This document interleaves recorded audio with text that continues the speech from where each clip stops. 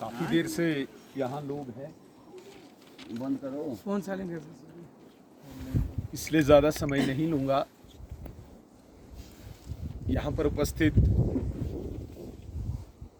Bharatiya Janata party के सभी वरिष्ठ नेता, हमारे दोनों चुने हुए प्रतिनिधि और पार्टी से हटकर अपने विचार परिवार से जुड़े शैक्षिक महासंगठन से हमारे अध्यक्ष और उनके पदाधिकारी, जग गांव के उस घटना के पीड़ित ऐसे मायूस चेहरे, मेरी माताएं, मेरी बहनें, आप सब लोगों ने यहाँ पर अभी उस घटना का जिक्र किया जो 27 और 28 की रात में 1, सवा 1 या 1:30 बजे के आसपास यहाँ पे घटना घटी। हम कल्पना कर सकते हैं क्या मंजर होगा वो, जिस व्यक्ति की, जिस इंसान की सारे जीवन की पूंजी, पूरी जिंदगी की कमाई उन 2 कमरों में सिमटी थी। जब अपने सामने वो व्यक्ति उसको राख में बदलते देख रहा होगा, उसके दिल पे क्या गुजर रही होगी मैं समझ सकता।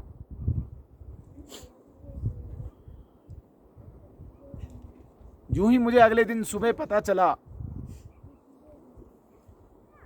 पहला फोन मैंने आदरणीय लेफ्टिनेंट गवर्नर साहब से को किया। हालांकि मैंने मैसेज किया, उनकी तुरंत कॉल आई, वो आउट ऑफ स्टेट थे। मैंने इस घटना के बारे में उनको बताया। उनने तुरंत जितने भी प्रशासनिक अधिकारी थे उनको अलर्ट किया और यथासंभव उस वक़्त इंस्टेंट सहायता लेके यहाँ पे आने का आदेश निर्देश दिया। इसके अतिरिक्त मैंने अपने नेतृत्व से बात की, अपने संगठन से बात की। हमारे जिला लेवल पे जितने भी हमारे अधिकारी लोग हैं, हमारे संगठन के प्रमुख लोग हैं, मेरी बात हुई। लगातार पाडर का भारतीय जनता पार्टी का जो हमारा समूह है उनसे बात की, लेकिन केवल बात करने से बात बनने वाली नहीं थी। संवेदना सभी प्रकट कर सकते हैं। जहां जहां पे भी मेरी बात हुई, मैंने ये कहा कि तुरंत वहां पे पहुंचने की कोशिश करें और जितनी सहायता जिससे भी हो सकती है वो पहुंचाने की कोशिश करें। मैंने फैसला किया, क्योंकि जिस प्रकार से यहाँ पे आपने खुद ही कहा, मैं अपने आप को इस पाडर क्षेत्र का एक बेटा समझता हूँ, तो मेरे परिवार में यदि आफत आई है तो मेरे परिवार का भाई, मेरे परिवार की बहन, मेरी माँ, मेरा पिता तुल्य बुजुर्ग मुझसे उम्मीद लगाए बैठा होगा कि हमारी जितनी भी समस्या इस घटना से हुई है, समस्या आई है, उस समस्या का निपटारा करने के लिए सुनील शर्मा खुद आएगा, ये उम्मीद ज़रूर लगाई होगी। तो इसी व्यवस्था में मुझे 5-7 दिन लग गए। मुझे पता था मुझे वहाँ जाना है।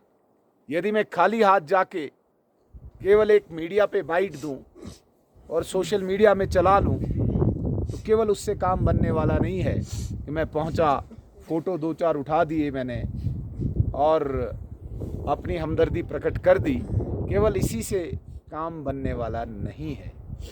मेरे ऊपर इस पाडर क्षेत्र की जिम्मेदारी है।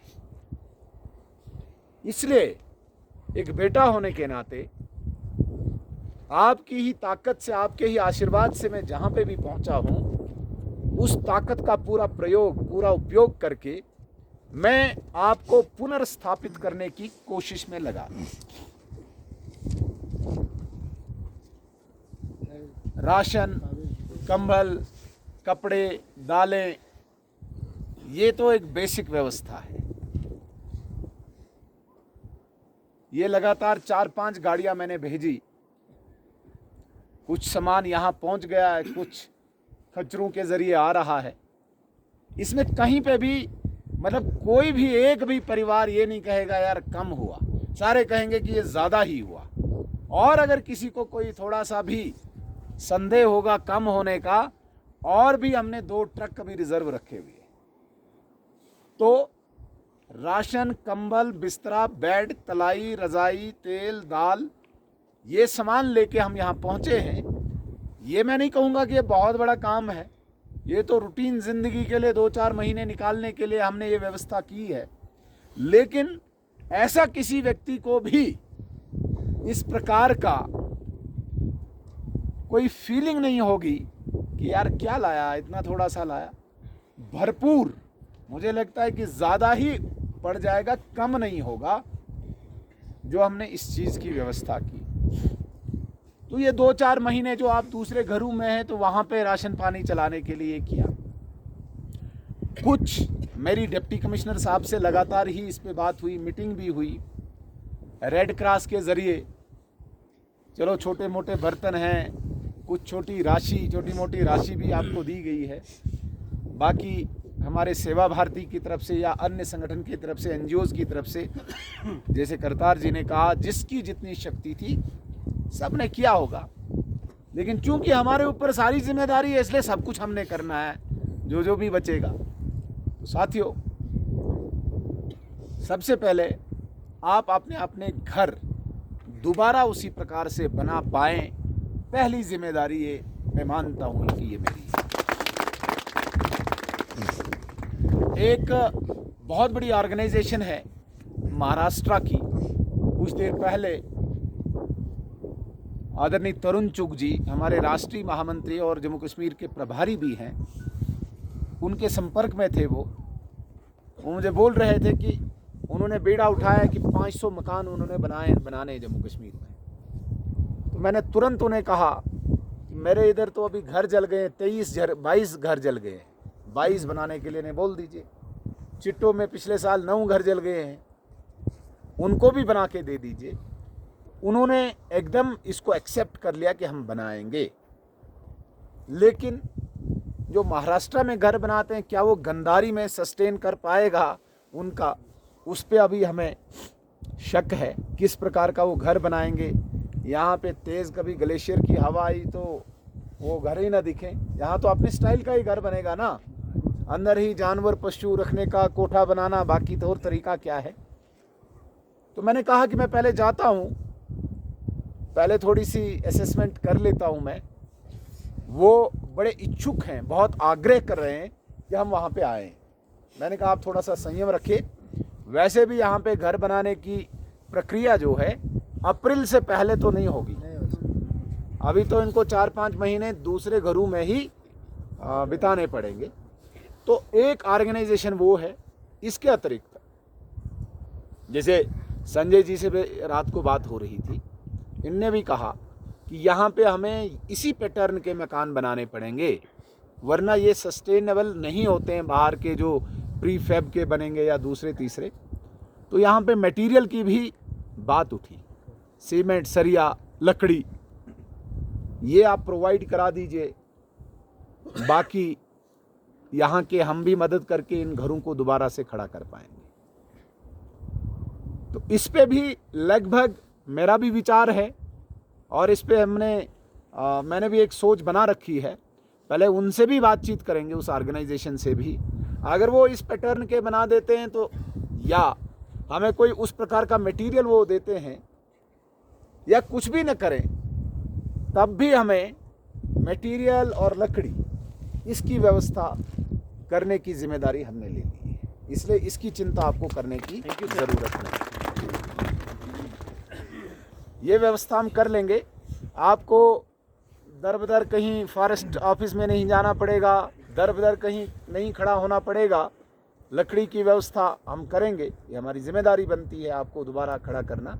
और जिस भी प्रकार का मटेरियल जो भी यहाँ पे रिक्वायरमेंट होगी, यथासंभव मैक्सिमम अधिकतर हम उसकी व्यवस्था करेंगे, हम उसका अरेंजमेंट करेंगे। ये मैं आपको विश्वास दिलाता हूँ। सिर्फ कोई राजनीतिक भाषण यहाँ पे नहीं कर रहा हूँ, मेरे दिल पे भी बहुत ज़्यादा इससे पीड़ा हुई है मुझे।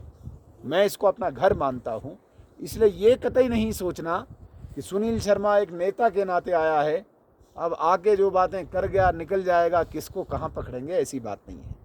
मेरा लगातार राब्ता आपके साथ रहना है।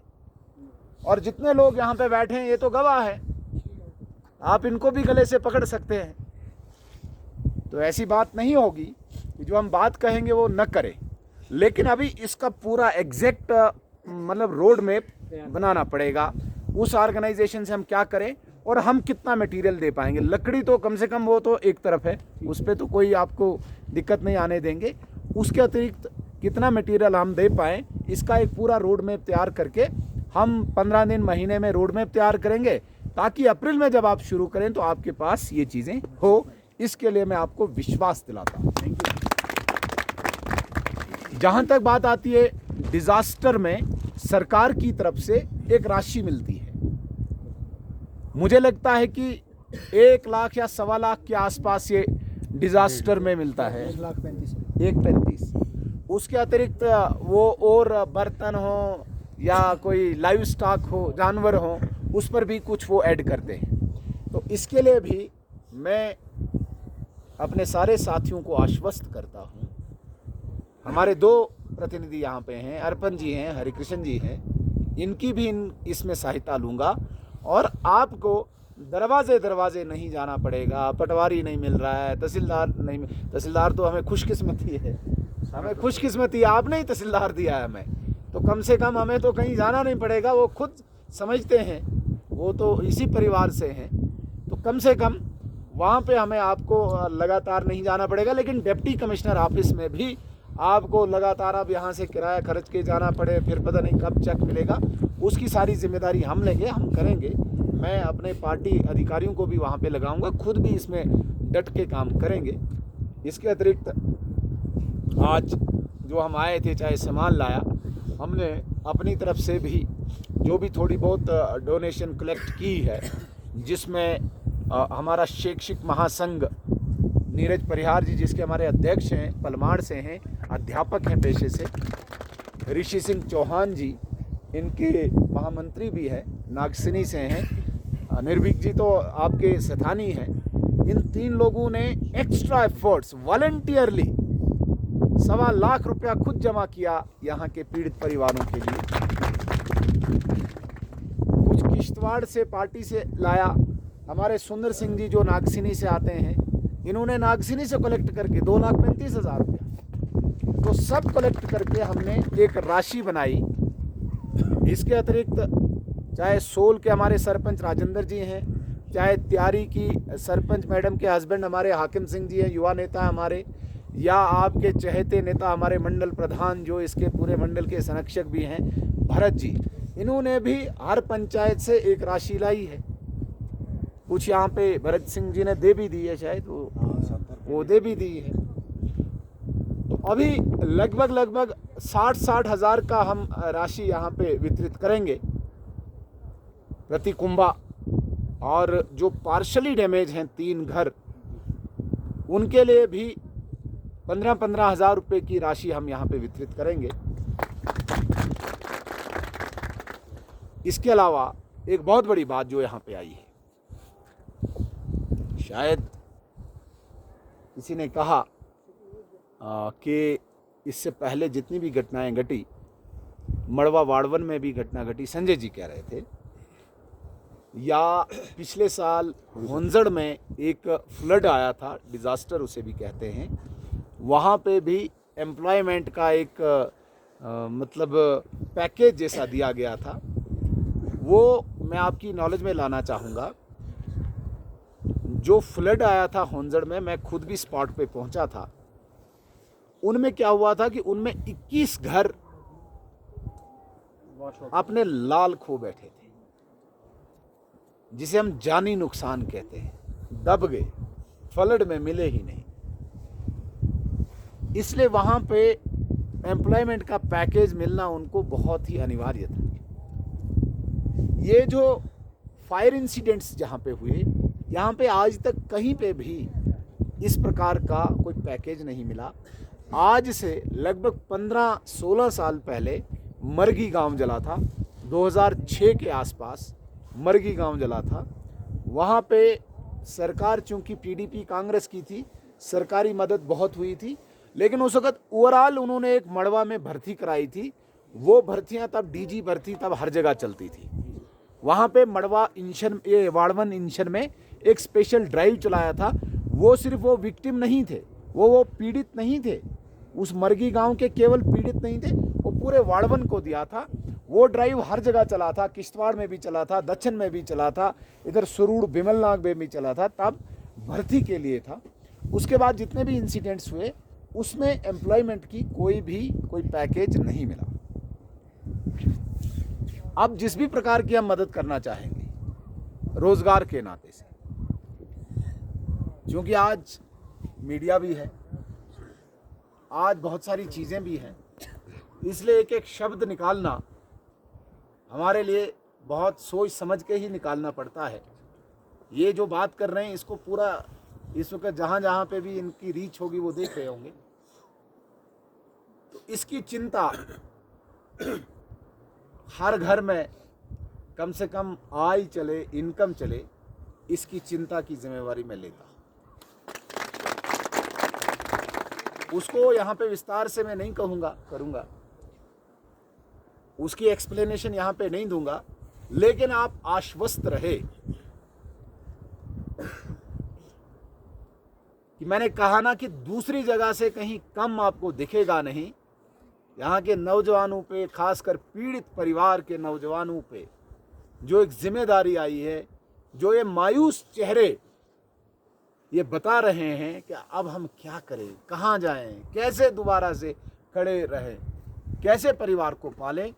साथियों, मैं आपका भाई हूँ, इसकी जिम्मेदारी मैं लेता हूँ।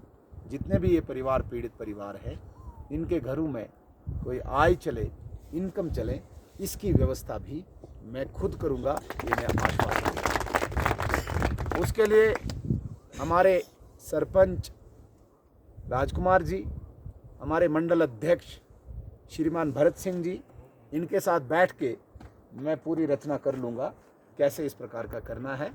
तो आपको कम से कम परेशान नहीं होने की ज़रूरत है। अब मैं इस सब को कंक्लूड करूँगा, क्योंकि बातें लंबी सुनी आपने, लेकिन अभी हो सकता है आपको कन्फ्यूजन हो। पहला, राशन जितना भी आया, अगर हम केवल आटे बैग्स की बात करें तो 317 आटे की गुत्थियाँ पहुँची हैं। इसी प्रकार से 25 किलो के चावल वाली गुत्थियाँ वो भी लगभग 80 के आसपास हैं। कंबल 500-700 हैं, बाकी चीज़ें हैं, इस प्रकार से हैं। इन सामान को यहाँ पहुँचाने का खर्चा भी इसी में से हमने निकाला है। जैसे मैंने कहा राजेंद्र जी को और भरत जी को, जो आपने वहाँ से निकाला है उसको हम खच्चरों को किराया देंगे ताकि इन पर बोझ न पड़े। कल इनको टीन लाना है, हमने वहाँ पे कहा है कि 70-70 पत्ते दो, कम से कम वो किराया भी हम इनको दे पाएँ। ये कहाँ से लाएंगे, तो वो हम सारा यहाँ पे मैनेज कर रहे हैं। तो ये जो राशन यहाँ पे सारा आया है ये सरप्लस है। मैंने राजकुमार जी से कहा था, निवेदन किया था कि कुछ बिस्तरा कंबल कम्युनिटी हॉल में भी रखें। कभी कभी अचानक जाना पड़ता है पूरे गांव वालों को। अगर हम 83 लोग टोटल हैं, 83 है ना, एक नफर, हाँ, तो 83 लोगों को हम, मैं कहता हूँ 5-5, 6-6 कंबल एक नफर को हम दे रहे हैं, बैग वाले के समेत। तो कुछ बचेंगे, तो मैंने कहा चलो कम्युनिटी हॉल में यहाँ के लोगों को ही काम आएंगे। तो ये सारा सामान चल रहा है, आ रहा है। ये जिम्मेदारी चूँकि सरपंच साहब यहाँ पे हैं, आपके नुमाइंदे हैं, 1-2 लोगों को अपने साथ जोड़ के ये बांटने का काम करेंगे। है राजकुमार जी? जी। इसमें कोई कमी नहीं है, ये पहुँच रहा है सारा। इसके अलावा मैं इनसे संपर्क में हूँ, भरत जी के संपर्क में हूँ। अगर राशन में, कंबल, बिस्तरों में, किसी भी चीज़ में कमी आएगी वो मैं दोबारा वहाँ से भेज सकता हूँ। जहाँ तक लकड़ी की बात आई, मैं चूंकि डिस्ट्रिक्ट एडमिनिस्ट्रेशन से यहाँ से जाके संपर्क करूँगा। एक जो डिज़ास्टर इस मैनेजमेंट में आपका जो राशि मिलती है 1,35,000, उसकी तुरंत SDRF में, उसमें तुरंत आपकी मतलब सारी फॉर्मेलिटीज़ कंप्लीट करवा के वो आपको दिलानी है। हो गए फॉर्मेलिटीज दे दी हैं सारी। फॉर्मेलिटीज़ दे दी हैं, जो भी है जल्दी चेक्स इनको मिले, ठीक है। इसके अलावा लकड़ी का काम, लकड़ी आपको यहाँ पे पहुँचाना, मटेरियल का मैंने पहले ही कहा कि जो ऑर्गेनाइजेशन बता रही है कि हम घर बना देंगे, अगर वही बना के देंगे तो वेल एंड गुड, नहीं बना के देंगे तो हम मटेरियल की व्यवस्था पूरी यहाँ पे पहुँचा के दे देंगे। और जो नौजवान उदास हैं, परेशान हैं, पीड़ित परिवारों से, उनकी जिम्मेदारी मैंने ले ली है। मेरी माताएं बहनें निश्चिंत रहें, जब तक ये बेटा आपका ज़िंदा है आप परेशान नहीं होना, आप निराश नहीं होना। मेरे खून का एक एक कतरा आपके लिए कुर्बान है। ये मैं सिर्फ ज़बान से नहीं कहता हूँ, जब ज़रूरत पड़ेगी, जैसी ज़रूरत पड़ेगी, मैं हमेशा आपके साथ खड़ा हूँ। मेरी एक बहन ने यहाँ पे बड़ी एक इम्पॉर्टेंट, अहम, महत्वपूर्ण बात उठाई रोड की। रोड चूँकि पाडर में शायद ही ऐसा कोई गांव होगा, पलाली वाले अभी थोड़े से नाराज़ रहेंगे, लेकिन उनका भी सैंक्शन है। बाकी हर गांव में काम चल रहा है। बदकिस्मती रही कि हमें ऐसे ठेकेदार मिले जिन्होंने काम तो ले लिया, लेकिन काम के नाम पे ग्राउंड पे मुझे लगता है कि परफॉर्मेंस ज़ीरो है। तो इसके लिए जैसे सरपंच साहब कह रहे थे राजकुमार जी कि आप एक बार ज़रा LG साहब से ही इस पर आग्रह करें, तो मैंने भी उस वक्त मुझे स्ट्राइक किया कि ये बात बड़ी अच्छी है, क्योंकि अभी सबको पता है कि गंदारी कहाँ है। चीफ सेक्रेटरी साहब, LG साहब, ड्यूकाम साहब, तो क्यों नहीं इस जिन लोगों ने अपने परिवार जलते हुए देखे हैं उसकी आड़ की उनकी कुर्बानी की आड़ में हम कम से कम रोड भी पहुंचा दें, और बाकी गांव के लिए भी। तो मैं कोशिश करूंगा कि एक बड़ा रिव्यू इस पे लिया जाए और रोड यहाँ पे जल्दी से जल्दी पहुँचे, इसकी मैं पूरी कोशिश करूँगा। जहाँ तक आपने डॉक्टर की बात कही, ये बदकिस्मती है, स्टाफ आता नहीं है, ये बदकिस्मती है। अभी हमने पाडर में, अठोली में सब डिस्ट्रिक्ट हॉस्पिटल शुरू किया, सारी उसकी फॉर्मेलिटीज़ थी। पहले हमने अनाउंस किया था, कुछ ग्राउंड पे था नहीं। करतार जी आए, कहते हैं जी कागज़ जब तक नहीं बनाओगे, वहाँ पे सैंक्शन स्ट्रेंथ नहीं भेजोगे, ये नहीं होगा। फिर हम लग पड़े इस पे, तो पूरा स्टेट एडमिनिस्ट्रेटिव काउंसिल में इसको सैंक्शन करा के हमने यहाँ पे पोस्टें भी क्रिएट की। अभी डॉक्टर्स भी दे दिए, डॉक्टर्स आने को तैयार नहीं है। हम दूर नहीं जाएंगे। ये बड़ी बदकिस्मती है कि जो भी स्टाफ होता है किसी भी फील्ड का, खासकर इम्पॉर्टेंट तो हमारा हेल्थ का है, हेल्थ का स्टाफ जो भी हायर इसमें रहते हैं रैंक में, वो आने से कतराते हैं।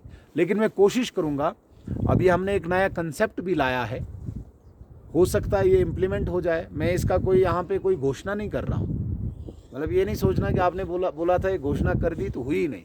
लेकिन इस कंसेप्ट पे अभी हम मतलब चल रहे हैं, सोच रहे हैं कि एक NGO साउथ इंडिया की है जो नॉर्थ ईस्ट में हेल्थ का सारा इंफ्रास्ट्रक्चर पूरा प्रोवाइड करती है, डॉक्टर से लेके सब कुछ।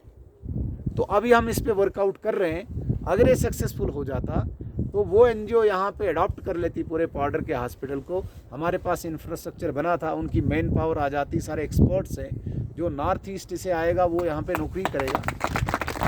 तो उस पर अभी वर्कआउट कर रहे हैं। ये सक्सेसफुल हो न हो ये ऊपर वाले तक है, और जो अपना तंत्र है, निज़ाम है, वो कितना अलाउ करता है। लेकिन अंतोगत्वा लास्ट पे मैं आपको अपनी तरफ से आपको पूरा विश्वास दिलाता हूँ, मैं जिस पार्टी से आता हूँ या आप जिस पार्टी से ताल्लुक़ रखते हैं, उस पार्टी का नेतृत्व इतना मजबूत है, दिल्ली से लेके जम्मू कश्मीर तक। हमारे प्रदेश अध्यक्ष श्रीमान रविंदर रैना जी भी खुद वो जो ट्रक उन्होंने यहाँ के लिए भेजा था, खुद उसको मैनेज किया। मैंने एक फ़ोन किया सुबह सुबह और उन्होंने पूरा वो मैनेज किया दाएं बाएं से, और ये भी बोला था कि आप बता दीजिएगा जिस भी प्रकार की आवश्यकता, सहायता इस पार्टी से आपको चाहिए हम करेंगे।